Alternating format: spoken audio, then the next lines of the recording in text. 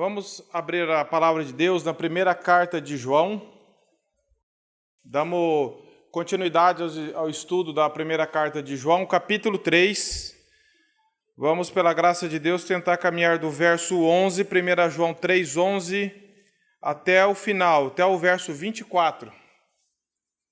Esse é o nosso propósito, que Deus nos dê graça para aprendermos com essa passagem. Diz assim a palavra de Deus, 1 João 3, a partir do verso 11.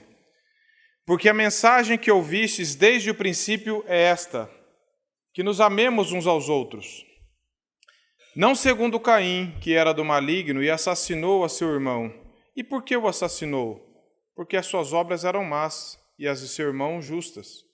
Irmãos, não vos maravilheis se o mundo vos odeia. Nós sabemos que já passamos da morte para a vida, porque amamos os irmãos. Aquele que não ama permanece na morte. Todo aquele que odeia seu irmão é assassino. Ora, vós sabeis que todo assassino não tem a vida eterna permanente em si. Nisto conhecemos o amor em que Cristo deu a sua vida por nós e devemos dar a nossa vida pelos irmãos. Ora, aquele que possuir recursos deste mundo e vir a seu irmão padecer necessidade e fechar-lhe o coração, como pode permanecer nele o amor de Deus? Filhinhos, não amemos de palavra nem de língua, mas de fato e de verdade. E nisto conheceremos que somos da verdade, bem como perante ele tranquilizaremos o nosso coração. Pois se o nosso coração nos acusar, certamente Deus é maior do que o nosso coração e conhece todas as coisas. Amados, se o coração não nos acusar, temos confiança diante de Deus. E aquilo que pedimos dele receberemos, porque guardamos os seus mandamentos e fazemos diante dele o que lhe é agradável. Ora, o seu mandamento é este, que creiamos em o nome de seu Filho Jesus Cristo e nos amemos uns aos outros, segundo o mandamento que nos ordenou. E aquele que guarda os seus mandamentos permanece em Deus e Deus nele. E nisto conhecemos que ele permanece em nós, pelo Espírito que nos deu. Ainda com a Bíblia aberta, vamos clamar a Deus para que essa palavra atinja os nossos corações. Senhor, novamente, lemos a Tua palavra que é viva, é inspirada, é infalível, é inerrante, e precisamos da revelação, da iluminação do Teu Espírito nos nossos corações, para que revele essas verdades profundamente para a nossa mente, para o nosso coração, trazendo impacto e mudança em nossas mentes, em nossas vidas e em nossos afetos, Senhor. Nós possamos aprender com esse texto bíblico, Senhor, e possamos, pela Tua graça, endireitar a nossa vida de acordo com ele, Senhor.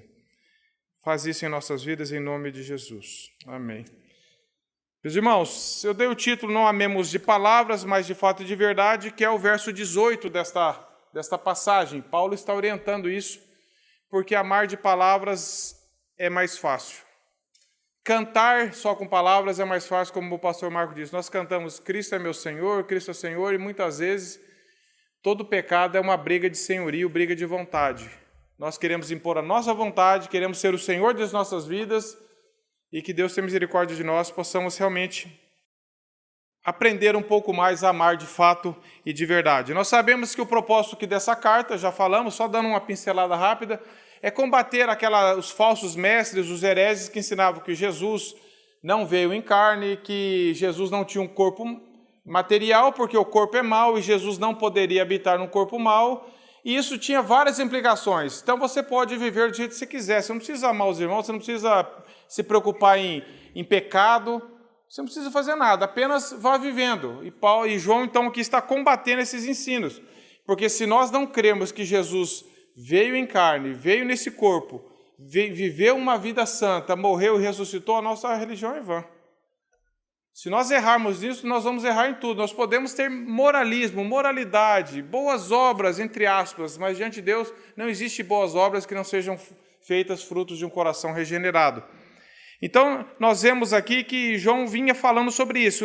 No começo do capítulo 3, foi o último texto, nós falamos que nós devemos agradecer a Deus pelo grande amor que Ele nos tem dado, a ponto de nos termos tornados filhos de Deus. Vimos que nós não nascemos filhos de Deus, nós nascemos filhos da ira, como Paulo fala em Efésios 2, e que pela graça de Deus, Deus nos deu o poder de sermos feitos filhos de Deus. E agora e ele comparou ali a diferença dos filhos de Deus com os filhos do diabo.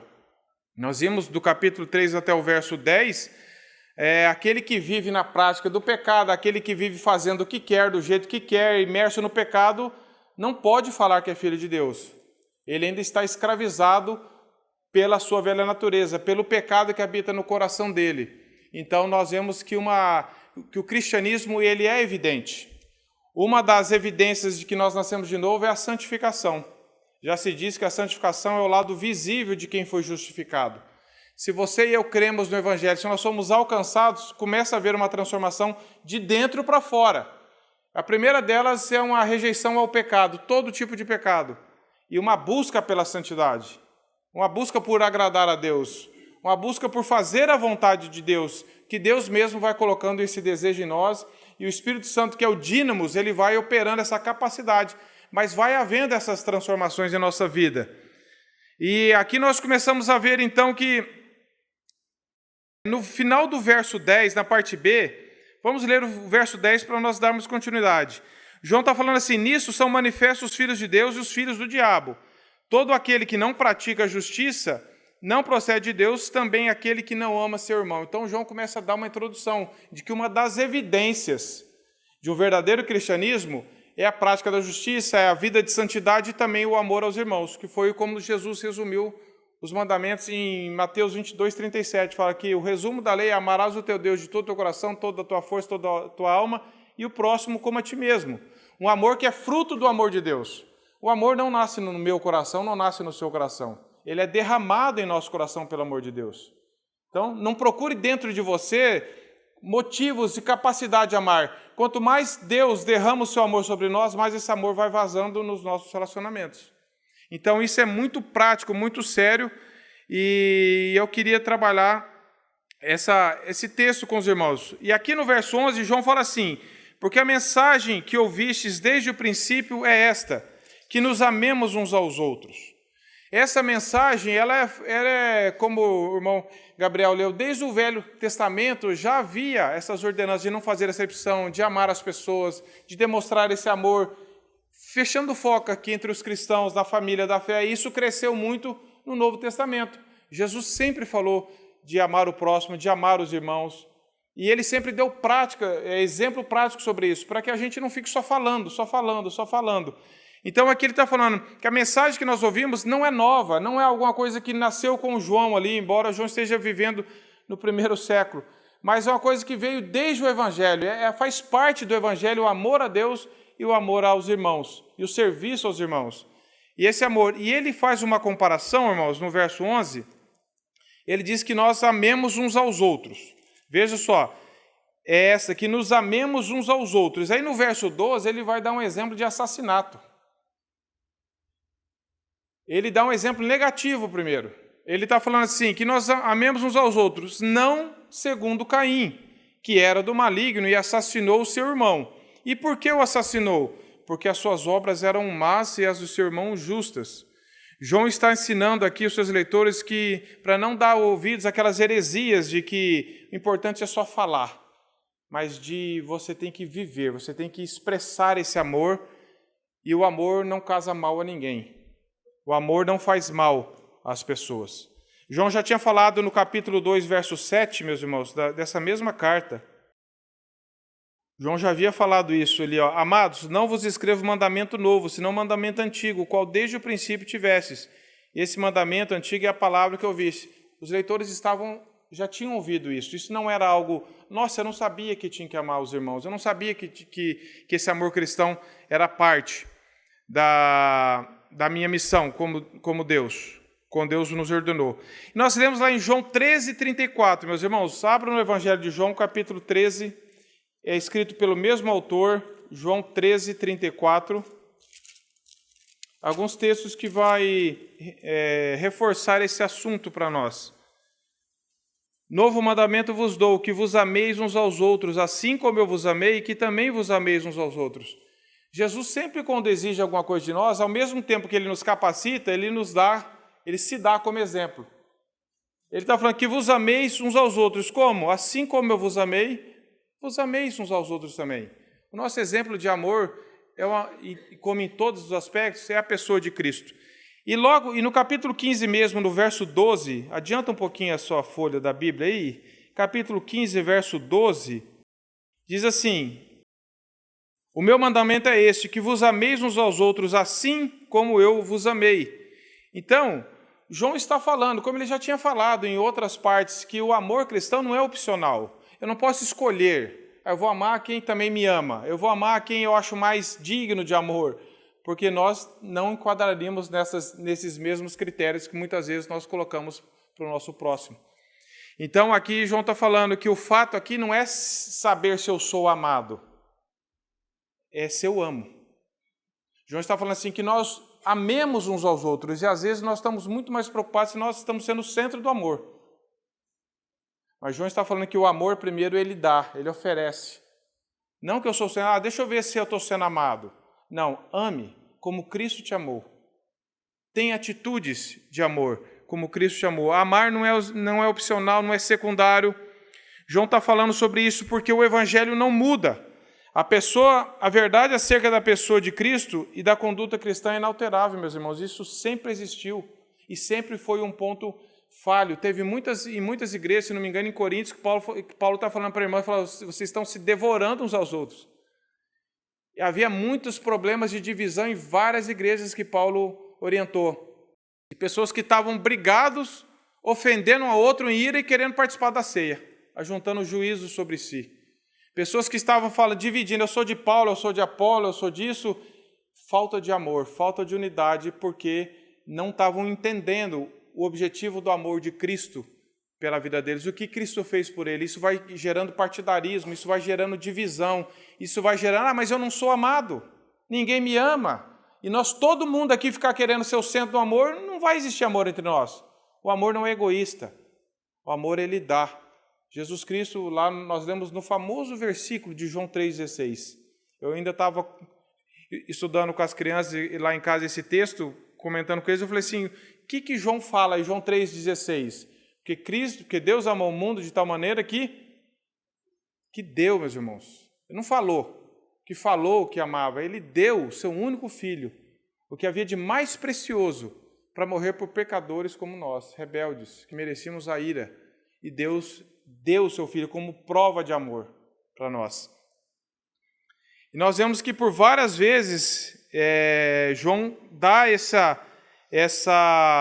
exemplo de amor. E ele está falando que não é segundo Caim, que era do maligno. O caso de Caim está lá em Gênesis 4, de 1 a 8, quando diz a história desses dois irmãos. Tem alguns que falam que eu era gêmeos, outros não, mas não vem ao caso. Que ele assassinou o irmão, assassinou Abel, premeditou o crime, levou Abel ao campo, não era ao campo de futebol, levou Abel ao campo para assassinar o seu irmão. E por que ele fez isso? Porque Deus se agradou da oferta de Abel e da oferta dele, e não se agradou de Caim. Por quê? Porque Caim era do maligno, a Bíblia diz isso. Não adianta querer oferecer algo para Deus se o coração não é alcançado por Deus. Isso é religiosidade. Muita gente fala, é porque Caim levou o fruto da terra e Abel levou sangue. Não, porque havia também oferta de cereais, havia holocaustos. A questão era mais o coração dele, que era do maligno. E não foi o fato dele ter matado o irmão que o tornou do maligno. Ele era do maligno e por isso matou o irmão. O coração determina as atitudes. Porque a pessoa não tinha um coração regenerado, o que ela vai ter? Ela vai ter ódio, inveja, amargura, ressentimento.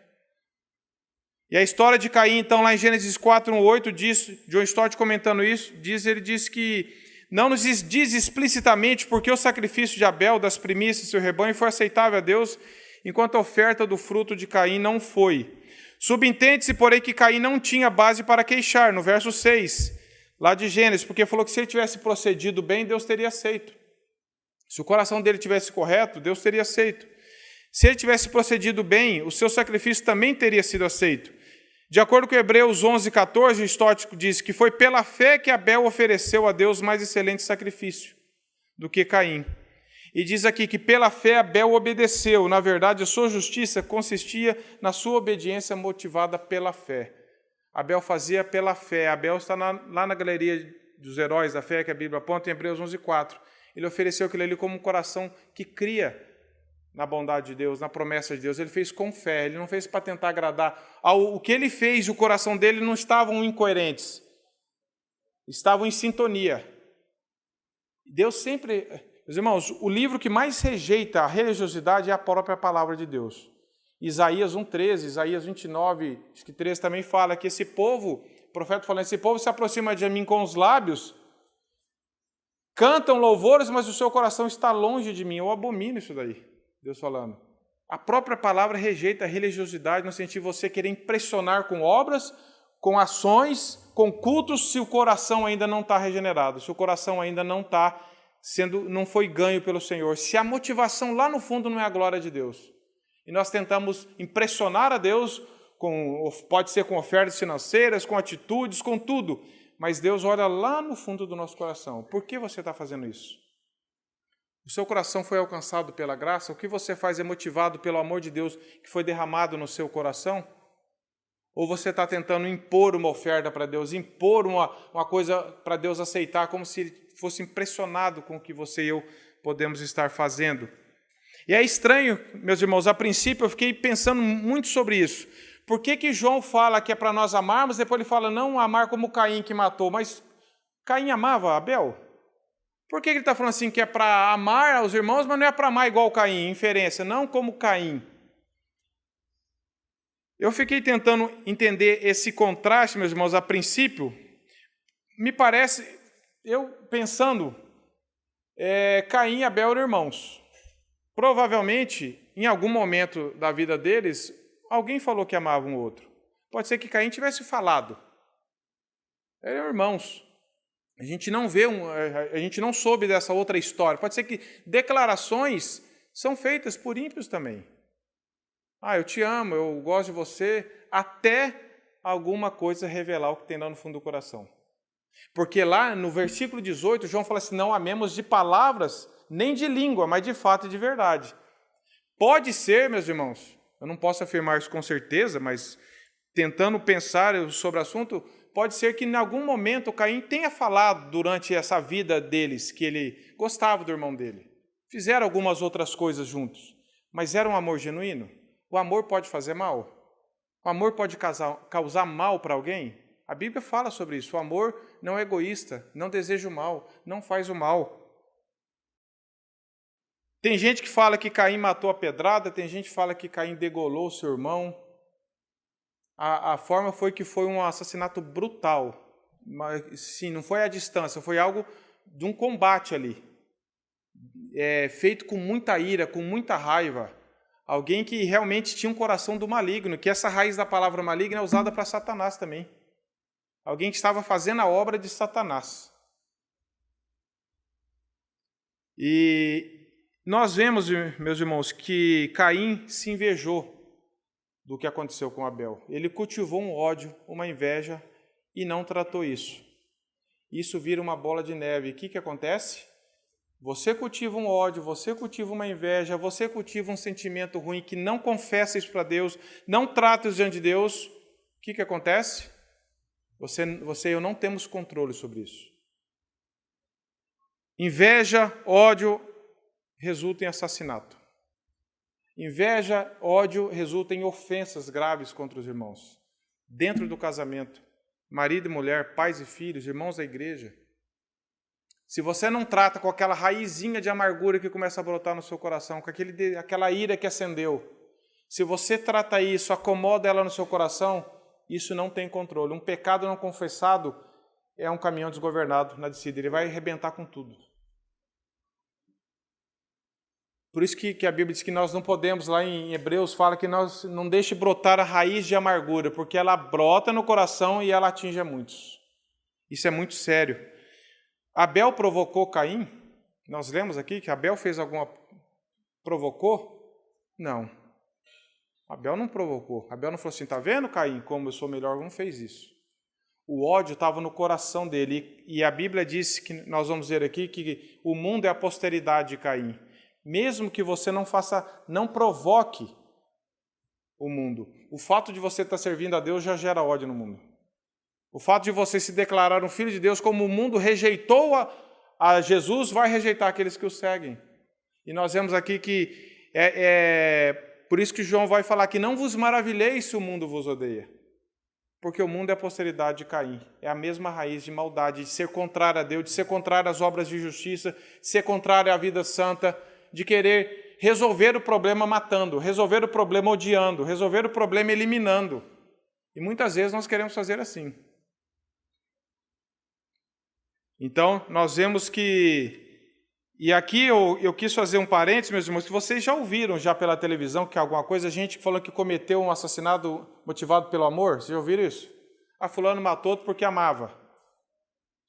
Isso acontece, isso no direito chama o crime passional, geralmente. Que um mata o outro porque o amor não foi correspondido e eu amava tanto que eu matei. Mas a Bíblia diz que o amor faz mal a alguém? E muitas vezes, quantas vezes nós falamos que nós amamos os irmãos e causamos mal a eles? E aqui, meus irmãos, eu peguei uma reportagem aqui de um especializado em psicologia criminal, só para nós entendermos como que as pessoas fazem isso.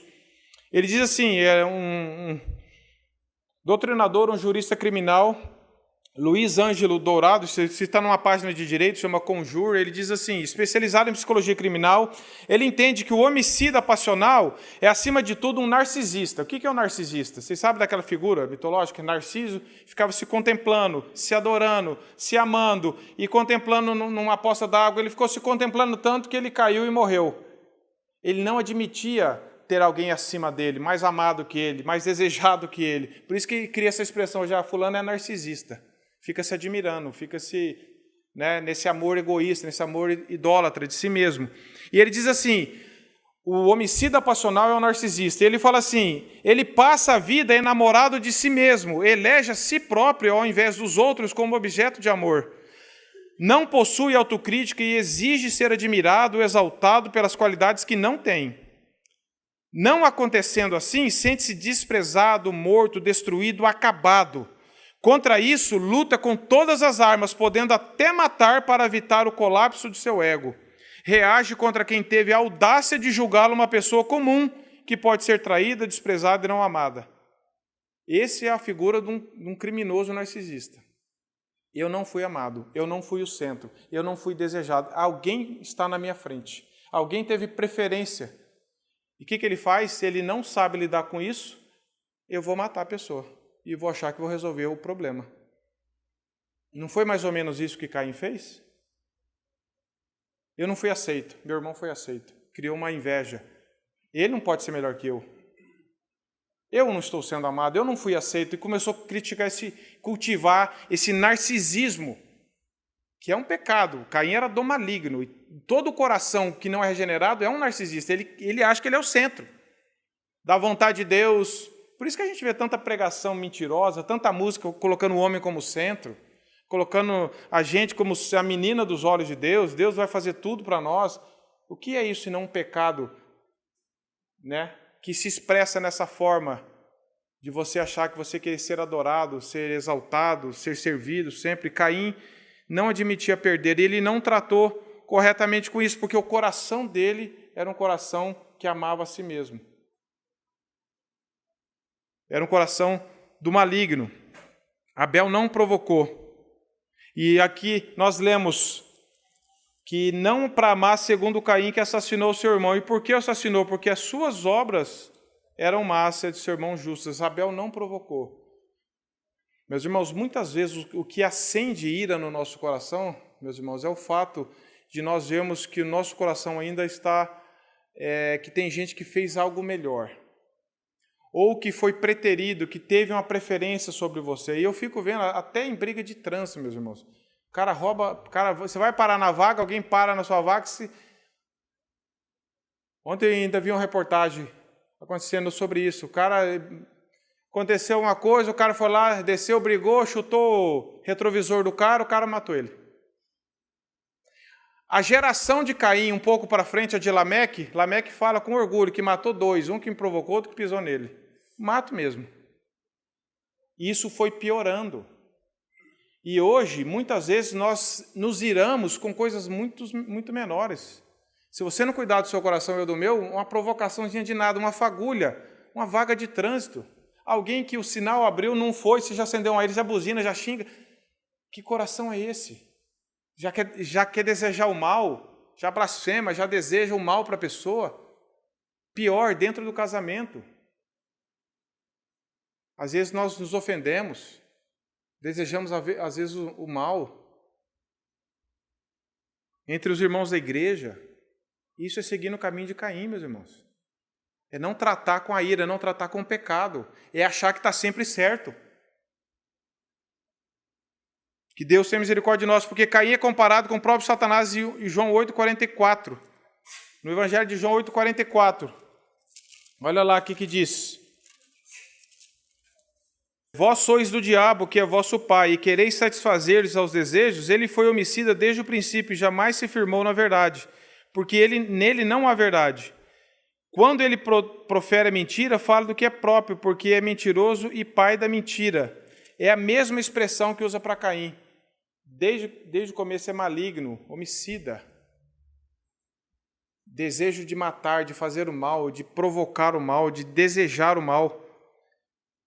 E amor é o oposto de Caim. Nós não podemos falar que nós amamos se nós desejamos o mal. Nós podemos lutar contra o pecado, isso nós ainda lutamos. Mas desejar e cultivar esse desejo e achar que é certo, meus irmãos. Cristo nos deu exemplo. O mesmo texto que fala não amar como Caim, fala que é para amar como Cristo, que deu a vida dele por nós. O contraste, o exemplo nosso de amor. Então, Augusto Nicodemos mesmo, ele trata e fala que João intencionalmente traça um paralelo. Por um lado, entre Caim, que é o filho do diabo, nós vimos na passagem anterior, e Abel, que é filho de Deus. Por um lado, os falsos mestres, filhos do diabo, e os cristãos verdadeiros, filhos de Deus. Ele vem trabalhando essa ideia, por isso que ele fala de Caim, que era do maligno. E fala que a razão de Caim matar o seu irmão era porque as obras eram mal. Caim era um homem ímpio, sob domínio da carne. Consequentemente, seu sacrifício era uma abominação ao Senhor. Não tem jeito de alguém que é do maligno, que não tem um coração regenerado, agradar a Deus. Você pode dar a oferta que você quiser, fazer o culto que você quiser, fazer a oração que você quiser, mais linda. Lembra do fariseu e do publicano? Você pode fazer tudo. Se o seu coração não for regenerado, como que nós vamos agradar a Deus se nós temos um coração ainda morto em nossos delitos e pecados? Religiosidade sem coração transformado. Foi isso que Caim tentou fazer. Deixa eu fazer um culto a Deus, deixa eu expressar alguma coisa. E ele aprendeu isso de alguma forma, que tinha que fazer algum culto para agradar. Mas o coração dele era mau. A palavra grega para maligno aqui é a mesma que João usa para descrever Satanás, meus irmãos. Por isso que é algo muito sério. Por isso que João falou assim, não ameis como Caim. O motivo do crime, nós sabemos, está lá em João 3,19, no mesmo evangelho de João 3,19. Nós vemos aqui que as obras de Abel despertaram o ódio em Caim. João 3,19 a 21. O julgamento é este, que a luz veio ao mundo e os homens amaram mais as trevas do que a luz, porque as suas obras eram más. Pois todo aquele que pratica o mal aborrece a luz e não se chegará para a luz, a fim de não serem arguidas as suas obras. Quem pratica a verdade aproxima-se da luz, a fim de que as suas obras sejam manifestas porque feitas em Deus. O julgamento é esse, que a luz veio ao mundo e os homens amaram mais as trevas do que a luz. Abel, então, é tido como um homem justo, alguém que servia a Deus com o coração regenerado, com o coração que foi alcançado pela graça. Por isso que Deus se agradou dele. E aí João fala aqui no verso 13, irmãos, não vos maravilheis se o mundo vos odeia. João acaba de falar do que Caim fez e agora ele está falando para os cristãos. O que tem a ver o exemplo de Caim com os irmãos? Falou, irmãos, não vos maravilheis se o mundo vos odeia. Ele acabou de dar um exemplo de ódio. Caim odiou, não tratou, o coração dele era mau, ele cultivou aquilo, e um desejo cultivado, ele gera ação. Seja um desejo por Deus, ele vai gerar ação, nós vamos ver isso na nossa vida. Se eu estou cultivando pela graça de Deus, desejos por Deus, isso vai expressar em amor cristão, em serviço. Mas se eu estou cultivando desejos pecaminosos, meus irmãos, uma hora esse desejo vai explodir. E ele vai vir através de ofensa verbal, ofensa física, seja o que tipo de for. Por isso que nós temos que tratar com o pecado logo no começo. No primeiro sintoma, confesse, peça a graça de Deus para confessar os seus pecados, e eu também. Então eu falei, meus irmãos, não vos maravilheis se o mundo vos odeia. Ele está falando, irmãos, não fiquem surpresos, para de ficar se surpreendendo, olha, mas eu não fiz nada para o mundo e o mundo me odeia. O que aconteceu com Caim e Abel? Quanto mais nós estivermos servindo a Deus com o coração reto, mais isso vai provocar ódio no mundo. Tem uma frase que diz assim, cuidado para que ninguém te odeie com razão. Não é um versículo, tá, irmãos? É uma frase.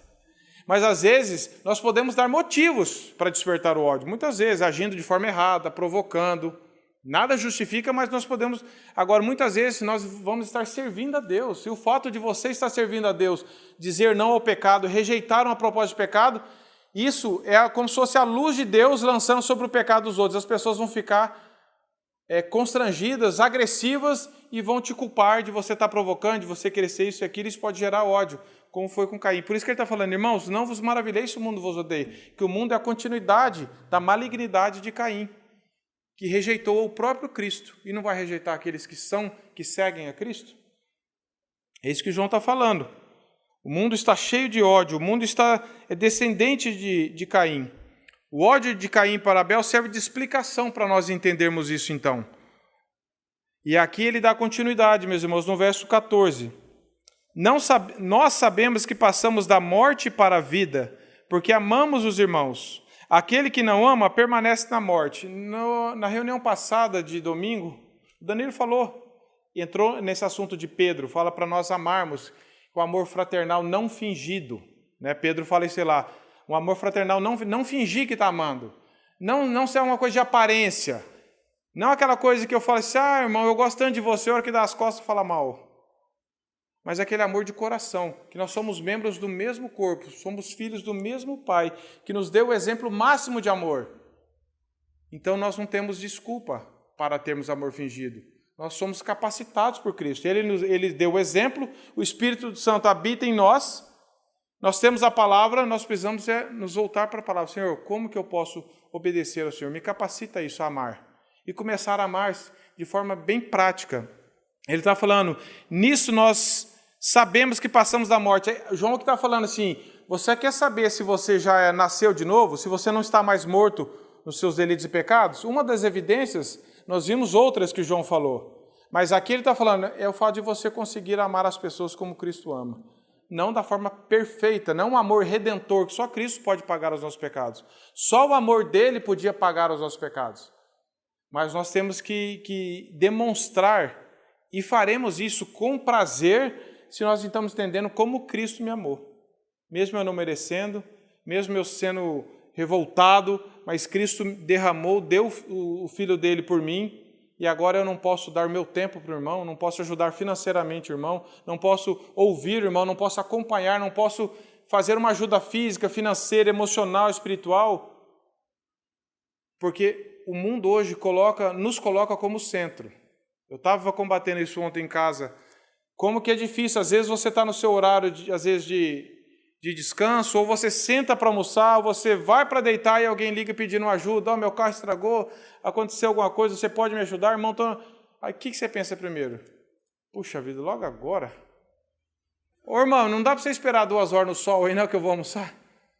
E às vezes a primeira coisa que a gente pensa, agora, agora, nós temos muita dificuldade de demonstrar amor, de sair do nosso trono de conforto para demonstrar amor, de servir. Né? Nós falamos, declaramos, cantamos, mas na hora que Deus coloca a provinha prática para nós, a gente ainda resmunga muito. A gente aí fala, eu penso no meu conforto, no que isso vai implicar para mim. E nós temos que demonstrar esse amor por causa de Cristo, não por causa de boas obras, mas você fala, Senhor, o Senhor fez, não dá nem para comparar o que o Senhor fez por mim. E o Senhor nos colocou no mesmo corpo, e agora nós somos irmãos. E nós temos que demonstrar esse amor. E aqui João fala, nós sabemos, então, nisso sabemos que já passamos da morte para a vida, porque amamos os irmãos. Aquele que não ama permanece na morte. Veja como João ele é bem direto. Você pode falar o que você quiser, eu posso falar o que eu quiser, que eu amo, amo, amo. Pensa isso no casamento, meus irmãos. Já contei aqui um episódio que o cara estava com 30 anos de casado e fazia 29 anos e 364 dias que não falava para a esposa que amava. Aí o pastor foi aconselhar ele. Falou, irmão, você está 30 anos de casado, irmão. Você lembra lá quando você casou que você declarou amor à sua esposa? Você nunca mais falou isso? Falou, eu não mudei de ideia. Mas não fala. Ou então não demonstra. A gente fica vivendo, mas eu já falei que amava. No casamento, um relacionamento não desenvolve sem expressões e afetos de amor. Não é só de palavras, sem expressões de amor. Pensa se eu falar lá para minha esposa ou vice-versa, eu amo, eu te amo, e nunca demonstro isso com atitudes, doando meu tempo, a minha presença, me ajuda, aconselhando, servindo, estando junto, gastando tempo junto, mas falando que ama. Ia funcionar? Não ia, irmãos. Você pode falar para a vida inteira que você ama a esposa pode falar para o marido, mas as nossas ações falam mais alto que as nossas palavras. Já tem um ditado que fala, o que você faz fala tão alto que eu não estou escutando o que você está falando. As nossas atitudes contam. Claro que nós precisamos falar, verbalizar o nosso amor, sim, para os irmãos, para a esposa, para os filhos. Não é só fazer, mas tem que haver uma coerência entre a atitude e a palavra, entre o servir e o falar. Senão nós podemos, João está falando que nós permanecemos na morte, porque na morte é como Caim, que achou que amava, que podia ter pensado um dia que amava o irmão dele, mas que o ódio estava lá e ele quis eliminar e de fato matou o irmão dele. E João aqui está falando, nós sabemos que já passamos da morte para a vida. Depois ele diz no verso 15, todo aquele que odeia seu irmão é assassino. Ora, vós sabeis que todo assassino não tem vida eterna em si mesmo. Veja bem como que Jesus trata aqui da questão. Ele até fala que elas são adultério. Em Mateus ele fala, aquele que olhar com a intenção impura para a mulher cometeu no coração. E aqui João está falando, aquele que odiar o seu irmão é um assassino. Não está falando aquele que matar o seu irmão a pedrada, a facada, a tiro. Não chega nem nesse ponto. Ele está falando aquele que cultiva um ódio, porque quando você odeia, você quer eliminar. Quando você odeia, para você aquela pessoa morreu. Você deseja o mal. E ele está falando, se você faz isso, você é um assassino. Talvez você, pela graça de Deus, nós nunca vamos tirar a vida de ninguém. Mas quantas vezes no seu coração e no meu nós cultivamos ódio por alguém? E vocês conhecem, eu também, infelizmente, casais que cultivam ódio uns dos outros. Não precisa nem ir longe, dentro de casa. Pai contra filho, filho contra pai. Nós vemos aí na sociedade. Mas no mundo que não conhece a Deus, isso é uma aberração, contra a natureza mesmo, contra a graça comum. Mas e nós, que somos cristãos? Será que nós temos demonstrado que nós somos assassinos também? Quando João fala isso? D.A. Carson fala que os incrédulos, eles vivem numa condição que só pode ser chamada de morte mesmo, porque eles não foram regenerados. Eles não têm a vida de Deus. Mas não é o caso dos cristãos. Ele diz assim, os cristãos escaparam da morte e vivem a vida que realmente é vida. E o teste pelo qual saber se isso aconteceu é o amor aos irmãos. Comentando essa passagem. Um amor que é fruto do amor de Deus por nós. O mundo está cheio de impaciência, de ódio, de vingança. E nós podemos, por causa do amor de Cristo em nós, por causa do Espírito Santo, ter uma vida diferente, ter atitudes diferentes com as pessoas. O amor aos irmãos não é fruto de iniciativa nossa, ele é fruto do Espírito. Qual é o primeiro fruto do Espírito? Amor. Se eu estou me enchendo do Espírito Santo, eu vou demonstrar o amor de Cristo para as pessoas. Se nós queremos saber a definição de amor, não vá ao dicionário, vá à cruz. Se deu, serviu. Então, nós precisamos entender que o amor é fruto do Espírito. E ele vai aparecer na minha vida se eu estiver me enchendo do Espírito Santo de Deus. Não tente falar, agora eu vou amar. Agora você vai amar de forma errada. A motivação tem que ser porque eu estou entendendo o amor de Cristo. Porque eu estou cada vez mais sendo ganho pelo amor de Cristo. Eu vou amar. Com dificuldade, sim. Vou errar, às vezes, muitas vezes nós vamos errar. Mas o desejo vai ser sempre de estar fazendo a vontade de Deus. E o verso 15 diz, todo aquele que odeia seu irmão é assassino. E ele diz que vós sabeis que todo assassino não tem a vida eterna Se você vive cultivando o ódio na sua vida, como que você pode falar que você tem a vida eterna? Se você é alguém que vive sobre ira, sobre ódio, ressentimento e amargura e não perdoa as pessoas, e não tem atitudes de amor por causa de Cristo, você não entendeu, você não foi ganho pelo amor de Cristo. É isso que o João está falando. No caso de Caim, no assassino físico, Caim não se arrependeu. Pode ser que muitas vezes, muitas pessoas cometeram crimes, realmente, crimes de matar alguém. Vão pagar pelo crime, pela justiça do país, e Deus pode perdoar essas pessoas. Mas aquele que vive na prática do assassinato, aquele que vive na prática do ódio, não entendeu o amor de Deus. Ele está indo contra a natureza de Cristo. Ele vive contrariamente, isso é o modo de vida dele. Então, João está falando, todo assassino não tem a vida eterna. Não tem como falar que alguém foi alcançado pela graça se o coração dele é uma mina de ódio, de ira. E ele fala, eu sou assim mesmo, a minha família era assim mesmo, eu sou descendente de tal país, que eles são mais nervosos. E eu falei, cadê o evangelho nisso?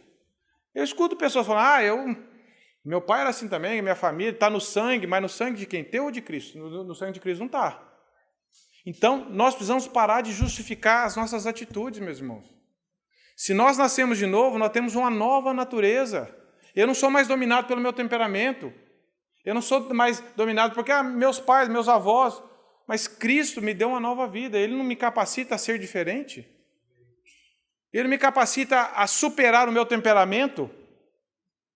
Onde está o evangelho na sua e na minha vida, então, se nós ainda nos declaramos que justificando os nossos atos porque nós somos assim? E aí diz o verso 16, o verso 15 diz, todo aquele que odeia seu irmão é assassino. O verso 16 diz, nisto conhecemos o amor em que Cristo deu a sua vida por nós e nós devemos dar a nossa vida pelos irmãos. Meus irmãos, poucas vezes na história da igreja alguém foi levado a dar a própria vida por alguém. Muitas pessoas estiveram dispostas a isso. Eu notei algumas pessoas que estiveram dispostas.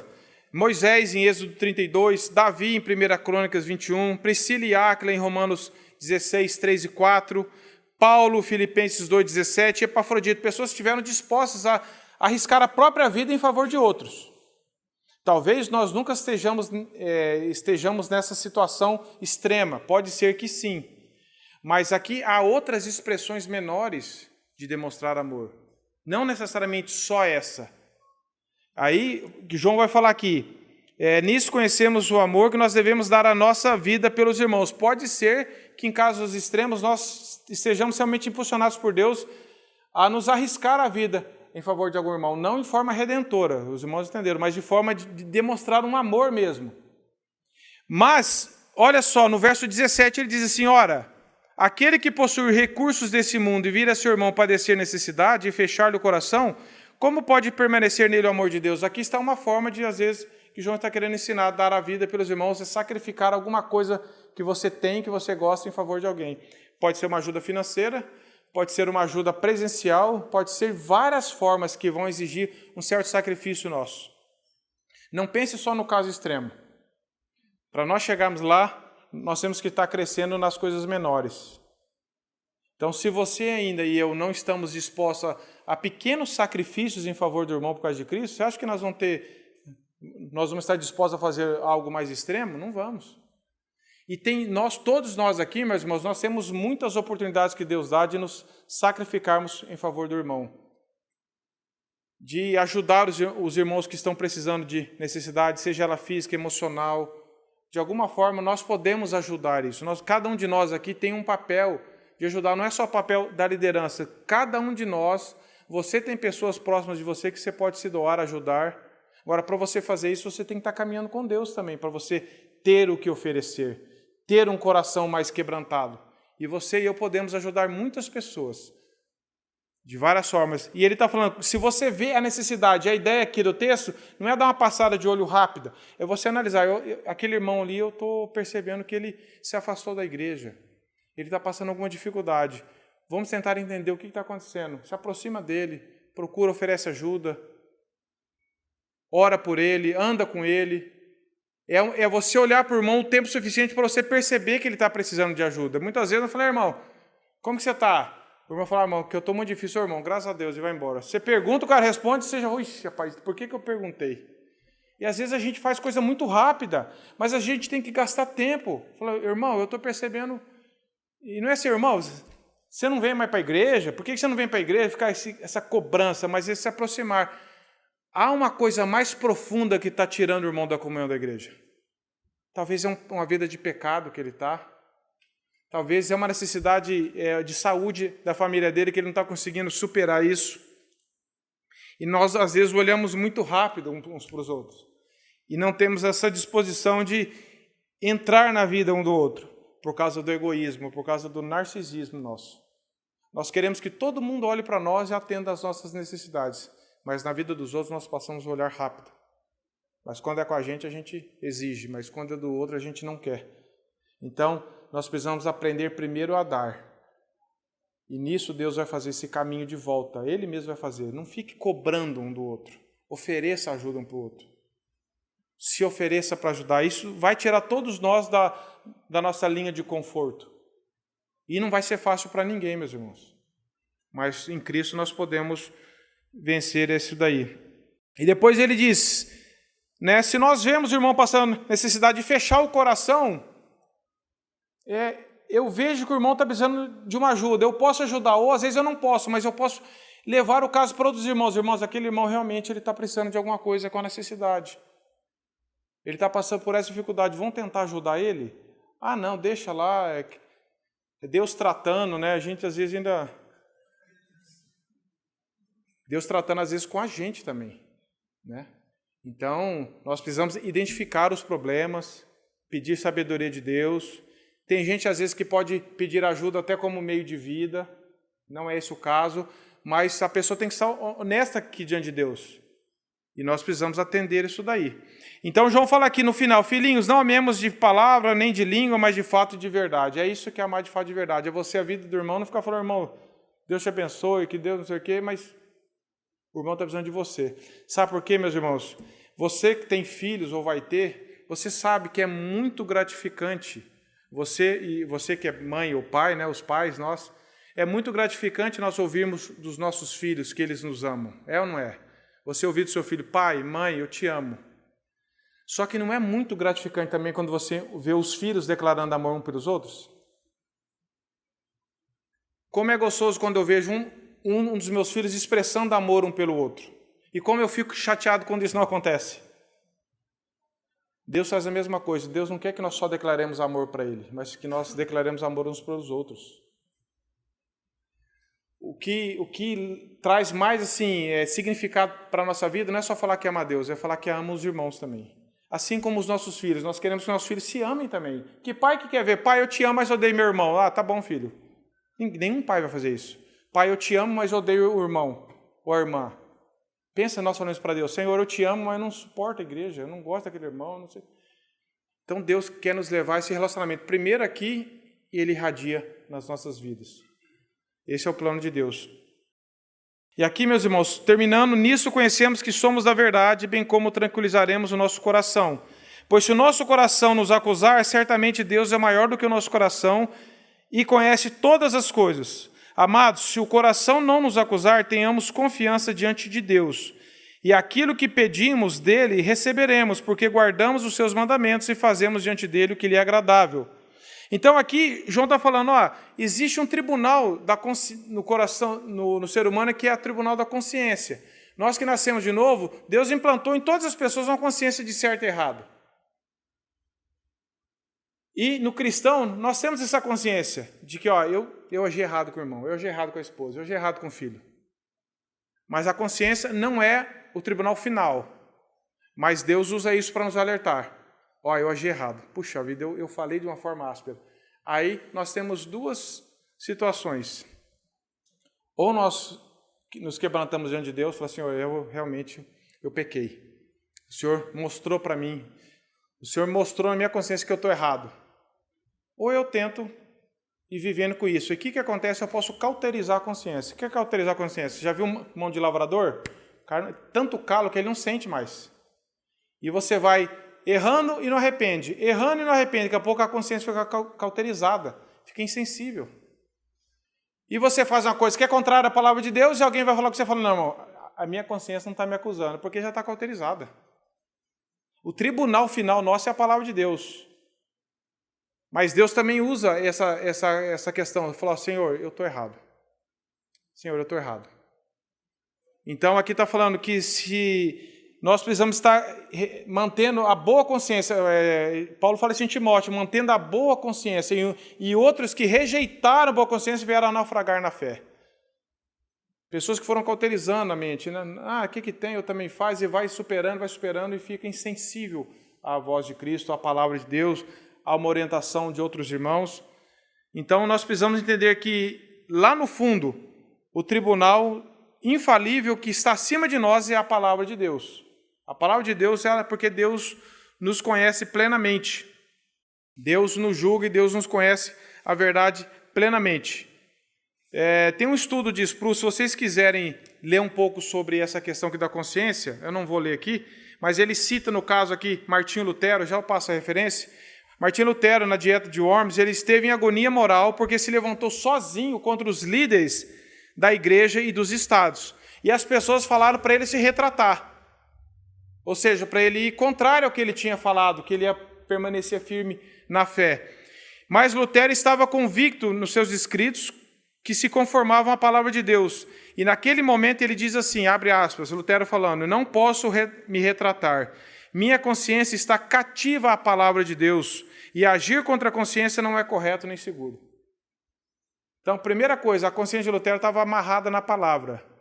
E ele sabia que aquilo lá, que Deus estava dando passo para ele fazer. Ele falou, eu não vou me retratar, porque eu estou andando de acordo com a palavra de Deus. Os danos podem vir. E esse artigo do Sproul, eu achei ele na internet, está no trecho do livro Como Posso Desenvolver uma Consciência Cristã? Um livro da editora Fiel. Como posso desenvolver uma consciência cristã? Então, ele diz aqui que devemos retornar ao princípio, Sproul falando, para o cristão, a consciência não é a autoridade final em sua vida. Nós somos chamados a ter a mente de Cristo, a conhecer bem e possuir a mente e o coração treinados na verdade de Deus, para que nos momentos de pressão sejamos capazes de permanecer firmes com integridade. Então, se você fugir da palavra de Deus, sua consciência vai te enganar. Você e eu podemos cauterizar ela, podemos achar que eu estou certo porque é de tradição, de costume meu, mas nós precisamos colocar a nossa mente na palavra de Deus. E aí a nossa consciência vai estar cada dia mais sensível à palavra. E como Lutero falou, nossa consciência está amarrada na palavra de Deus. Está grudada. Não está separada, está grudada.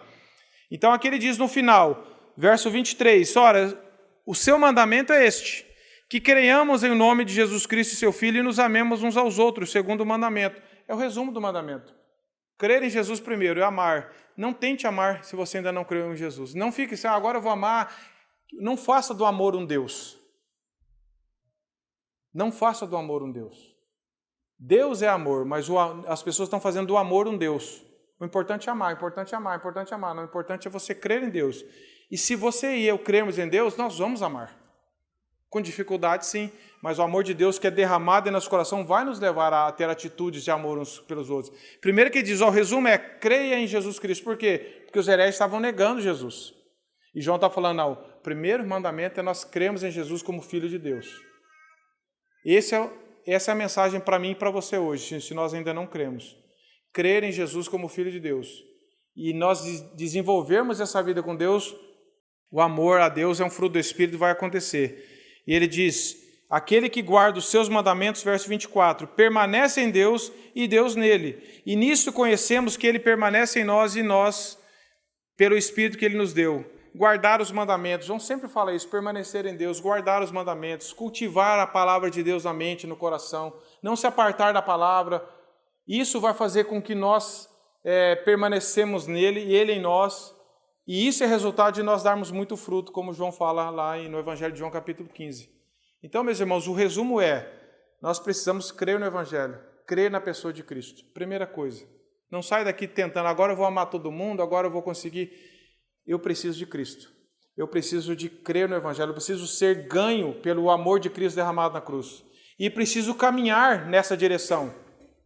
E preciso, Senhor, se a minha vida ainda está evidenciando tão pouco desse amor para os irmãos, Senhor, tem misericórdia de mim. Acho que todos nós precisamos orar e pedir misericórdia, meus irmãos. Todos nós, diante dessa passagem, A começar por mim, nós precisamos pedir, Senhor, tem misericórdia de mim, de nós, porque nós estamos longe disso. Mas nós temos tudo que Deus nos deu já para que nós possamos crescer um pouco mais nisso. Não cobrando o amor um do outro, mas dando o amor um ao outro. Que essa seja uma realidade na minha e na sua vida, meus irmãos. Crer em Jesus como Filho de Deus e amar uns aos outros por causa desse amor que Ele nos deu na pessoa de Cristo.